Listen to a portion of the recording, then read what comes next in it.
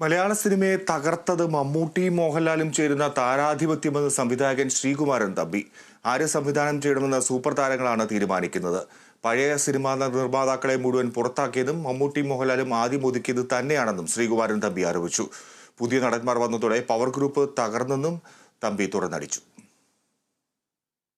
ഞങ്ങൾ നിർമ്മാതാക്കളും സംവിധായകരുമാണ് ഞങ്ങളുടെ സിനിമയിൽ ആരഭിനയിക്കണം തീരുമാനിച്ചത്. കഥ എന്താണോ തീരുമാനിച്ചത് ഞങ്ങളാണ്. പക്ഷേ 90-ന് ശേഷം മമ്മൂട്ടിയും മോഹൻലാലും ഒരു ചെറിയ കാലഘട്ടത്തിൽ സുരേഷ് ഗോപിയും സൂപ്പർ താരം മെഗാതാരം എന്നൊക്കെ സ്വയം പേരുകൾ സ്വീകരിച്ച് നിന്ന കാലത്ത് കഥ മാറി. എങ്ങനെയെന്ന് പറഞ്ഞാൽ ഞങ്ങളെ സംവിധാനം ചെയ്യേണ്ട ആരായിരിക്കണം എന്ന് അവർ തീരുമാനിച്ചു.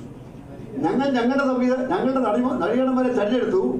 പക്ഷെ ഇവർ താരങ്ങളായപ്പോൾ അവരെ ആര് സംവിധാനം അവർ തീരുമാനിച്ചു. അപ്പോഴാണ് താരമേധാവിത്വം വന്നത്. അതിനെ വേണമെങ്കിൽ പവർ ഗ്രൂപ്പ് എന്ന് വിളിക്കാം. കാരണം